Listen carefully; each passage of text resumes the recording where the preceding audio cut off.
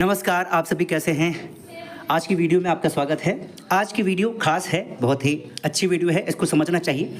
Question आपके मन में ज़रूर आता होगा कि आखिर जो मुद्रा है उसका जन्म क्यों हुआ, उसका विकास क्यों हुआ, इसके विषय में हम पढ़ने वाले हैं। काफ़ी अच्छी वीडियो है, उसको समझिएगा। आपके अंदर जो प्रश्न उठता है ना कि आखिर मुद्रा का जन्म क्यों हुआ, इससे पहले कौन सा सिस्टम था, ठीक है, कौन कौन सी समस्याएं थी, अब कौन सी समस्याएं दूर हो चुकी हैं इस मुद्रा के विकास से, मनी के या करेंसी के विकास से। तो आज की इस वीडियो में हम यही समझने वाले हैं। सबसे पहले समझ लीजिए, जब करेंसी नहीं थी तब जो सिस्टम चलता था उसको बोलते थे बार्टर सिस्टम। इसको हिंदी में वस्तु विनिमय प्रणाली बोलते हैं। वस्तु विनिमय प्रणाली, ठीक है, वस्तु विनिमय प्रणाली, यानी वस्तुओं को ही आपस में चेंज करके, बदल करके अपनी आवश्यक जो उपयोगी वस्तुएं थी उनको प्राप्त कर लिया जाता था, और जो कम उपयोगी होती थी वो दूसरों को दे दिया जाता था, जिनके लिए वो वस्तुएं सबसे ज़्यादा उपयोगी होती थी जो हमारे लिए कम उपयोगी हैं, ठीक है। और हम ऐसे बार्टर सिस्टम कर लेते थे।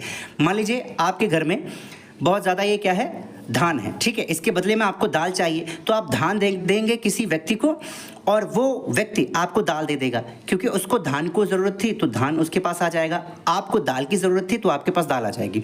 यही बार्टर सिस्टम हुआ करता था, लेकिन इसमें बहुत सारी समस्याएं थी। सबसे पहली समस्या कौन सी थी? जैसे दो लोगों का ऐसा मिलना जो वही वस्तु चाहते हैं, जो वो एक्सचेंज करना चाहते हैं, जिसमें उपयोगिता हो। मसलन मान लीजिए ये व्यक्ति दाल के बदले में धान चाहता है, लेकिन अब धान वाला व्यक्ति ही उसे ढूंढना होगा। अब उस व्यक्ति को ढूंढ पाना बड़ा मुश्किल होता था, और इस व्यक्ति को वही व्यक्ति चाहिए जो दाल के बदले में धान लेना चाहता हो। तो ये जो दोहरा संयोग होता है ना, इसको प्राप्त कर पाना बड़ा मुश्किल होता था, ठीक है। तो ये बहुत ही बड़ी समस्या थी बार्टर सिस्टम की। और भी बहुत बड़ी समस्याएं थी। वस्तु का विभाजन नहीं हो सकता था, ठीक है, यानी कई सारी ऐसी वस्तुएं थी जिन्हें छोटी छोटी वस्तुओं में बांट पाना मुश्किल होता था। मान लीजिए इसको दाल के बदले में चाहिए बकरी, और इस एक व्यक्ति है, उसको क्या करना है, बकरी दे देना है और दाल ले लेना है। अब बताइए सबसे पहले क्या करेगा? मान लीजिए 5 केजी देना चाहता है दाल, तो अब बकरी जो उसके पास है, बकरी को क्या काट करके दे देगा? अगर काट करके दे देगा तो उसकी जो यूटिलिटी है, उपयोगिता, वो तो खत्म हो जाएगी। तो इस केस में बड़ी समस्याएं आ जाती थी बार्टर सिस्टम में। अगला और पॉइंट देखते हैं, जैसे धन संचय का अभाव। धन संचय का मतलब होता है स्टोरेज ऑफ करेंसी या स्टोरेज ऑफ मनी। जो आपका धन है, आप कह सकते हैं वेल्थ, उसको स्टोरेज करने की बड़ी दिक्कत होती थी। मसलन आज के समय में तो पैसा है, तो 50 लाख 20 लाख भी सामान अगर आप बेच देते हैं तो आपके पास जो पैसा आएगा वो इतने एरिया में या इस मोबाइल भर के एरिया में आप रख देंगे। लेकिन पहले तो पैसा था नहीं। तो अब मान लीजिए किसी के पास बकरी ही बहुत ज़्यादा है या धान ही बहुत ज़्यादा है, तो इसको बहुत बड़ा क्या लेना पड़ेगा, गोदाम टाइप में लेना पड़ेगा, उसमें उसको रखना पड़ेगा। यानी उसको बहुत ही ज़्यादा जगह की ज़रूरत होगी, तभी वो धन का संचय कर पाएगा। अब धन में तो आप जानते हैं, मुद्रा आ गया आपका, या फिर आपके भेड़ बकरी हो गई, और भी चीज़ें हो गई बहुत सारी, सोना चांदी हो गया। तो ये इकट्ठा करने के लिए जगह ज़्यादा होनी पड़ती थी। ये समस्या थी बार्टर सिस्टम में। आज के समय में बकरियां आपको नहीं चाहिए, बेच दिया, पैसा इकट्ठा इतना कर लिया, उसको तिजोरी में रख लिया, और तिजोरी कितनी छोटी है आप जानते ही हैं। खैर, आपके तिजोरी में कितना पैसा हमें बताइएगा। तो ये चीज़ है, ये समस्या होती। एक और समस्या होती थी मूल्य हस्तांतरण में कठिनाई। अब मूल्य हस्तांतरण में कठिनाई क्या होती थी, समझिए इस बात को। कोई व्यक्ति, यानी आप ही मान लीजिए आप प्यारे प्यारे से व्यक्ति हैं और आपको अपना घर छोड़ करके जाना है, कहीं और शिफ्ट होना है। तो भाई साहब, पैसा तो है नहीं, उस समय आपके पास धान बाजरा गेहूं मक्का सब भरा हुआ पड़ा है। अब उस समय तो बार्टर सिस्टम था, पैसा तो था नहीं कि आप बेच करके मार्केट में और पैसे ले लेंगे और छोटे से पैसे को उसी बैग में रख के कहीं और शिफ्ट हो जाएंगे, ये सिस्टम था नहीं। तो उस धान को, उस गेहूं को, या भेड़ बकरी जो आपके पास हैं, या जो गाय हैं, भैंस हैं, मवेशी हैं, उनको कैसे ले जाओगे भाई साहब? बहुत मुश्किल हो जाता था उस समय, ठीक है। तो इसलिए करेंसी का जन्म हुआ। तो अब हम देख लेते हैं how does money overcome the problems of barter system. मतलब जो मनी का विकास हुआ, उसका जन्म हुआ, तो उसने बार्टर सिस्टम की जो समस्याएं थी, कठिनाइयां थी, प्रॉब्लम्स थी, उनको ओवरकम कैसे किया, मतलब उसको दूर कैसे किया। Double coincidence of wants is no longer needed. अब दो लोगों की हमें ज़रूरत नहीं पड़ी, क्योंकि एक बाज़ार बनाया गया, बाज़ार में लोग आते थे, सामान बेचते थे, अब आज के समय में भी ऐसा होता है, बेचते हैं और उससे पैसे जनरेट करते हैं, उसी पैसे से जो मर्जी चाहे वो खरीद लेते हैं। अब वो समस्या खत्म होगी कि भैया हम भेड़ लेके जाएंगे तो सामने वाला बकरी देगा आके, हम दाल लेके जाएंगे तो सामने वाला गेहूं लेकर आएगा, है ना। वो समस्या ही खत्म हो गई।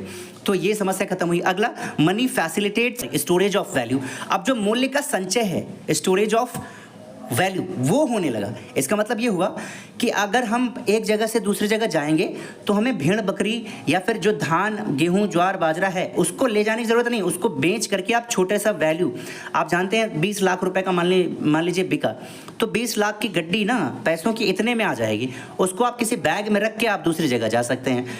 तो जो storage of value of money थी वो आप आसानी से कर सकते हैं आज के समय में। Money facilitates satisfaction of wants even in smaller units. अब वो समस्या दूर हो गई कि भैया बकरी के बदले में हम धान कितना दें, तो बकरी को काट के कैसे देंगे, ठीक है। ये समस्या जो जन्म ले रही थी ना, ये दूर हो गई। कैसे? अब हम सीधा एक बकरी को जिसको ज़रूरत होगी हम मार्केट में बेच देंगे, उससे जो पैसा मिलेगा ना, मान लीजिए 2000 रुपये मिला, रुपीज़ 2000 मिला, अब 2000 में से अब हम 500 का 5 किलो गेहूँ खरीद लेंगे। समझ रहे ना, ये दिक्कत भी इससे दूर हो गई। अगला है, money serves as a medium of exchange. इसका मतलब मीडियम ऑफ एक्सचेंज का मतलब होता है विनिमय का माध्यम। अब हमारे पास पैसा आ गया तो कोई भी चीज़ अच्छे से हम खरीद सकते हैं, बेच सकते हैं। मीडियम ऑफ एक्सचेंज का काम करती है मुद्रा, ठीक है। Deferred payment possible. पहले हम ऐसा नहीं कर पाते थे कि भैया एक गाय है, किसी को गाय हमने दे दिया तो अगले बार वो 3-4 महीने के बाद हमें पेमेंट करेगा। अब ना जाने कितनी वैल्यू उसकी हो जाएगी, अगर बीच में मवेशी मर गया तो क्या हो जाएगा ना, तब बहुत समस्याएं क्रिएट होती थी। आज के समय में डिफर्ड पेमेंट हम कर सकते हैं। क्यों? क्योंकि हम जानते हैं कि आज के समय में जो 500 रुपये की वैल्यू है, लगभग वो 3 साल के बाद लगभग उतनी ही होगी। अगर मान लीजिए इन्फ्लेशन बढ़ जाएगी तो 8% के हिसाब से हम 3 साल के बाद उतने ऐड करके ले लेंगे। तो डेफर्ड पेमेंट जो होता है ना, रोक करके भुगतान कर पाना पॉसिबल हो सका, ठीक है। मुद्रा का आविष्कार हुआ तो इसका इतना महत्व था कि एक इकोनॉमिस्ट हुआ क्राउथर। तो ये क्राउथर ने कितनी तारीफ की आप समझिए। मनुष्य के सभी आविष्कारों में मुद्रा का आविष्कार एक प्रमुख स्थान रखता है। ज्ञान की प्रत्येक शाखा में मौलिक आविष्कार होता है। तो चाहे कोई भी शाखा हो, चाहे वो पॉलिटी हो, चाहे फिजिक्स हो, चाहे मैकेनिक्स हो, या फिर आप कह सकते हैं इकोनॉमिक्स हो, ठीक है, फिलॉसफी हो, कुछ भी हो, उसमें जो एक होता है मौलिक आविष्कार होता है जिसके इर्द गिर्द वो सब्जेक्ट घूमता रहता है। जैसे मसलन मैकेनिक्स में व्हील का आविष्कार, पहिया का आविष्कार। आप समझिए पहिए का आविष्कार ना हुआ होता तो मैकेनिक्स भैया कैसे चलता। फिजिक्स में फायर का यानी आग का आविष्कार, और पॉलिटिक्स में वोट, ये बहुत ही मायने रखते हैं, बहुत ही बड़ा ऊंचा स्थान रखते हैं। ठीक उसी तरह से आर्थिक जीवन में जो मनी है यानी मुद्रा है, वो भी बहुत महत्वपूर्ण स्थान रखता है मनुष्य के जीवन में। मानव के साधारण जीवन का व्यवसायीकरण पक्ष पूर्णतया मुद्रा पर आधारित है। क्राउथर ने इसका महत्व इतना ज़्यादा समझाया है, आप समझ लीजिए। तो मैं आशा करता हूँ आपको ये वीडियो पसंद आई होगी।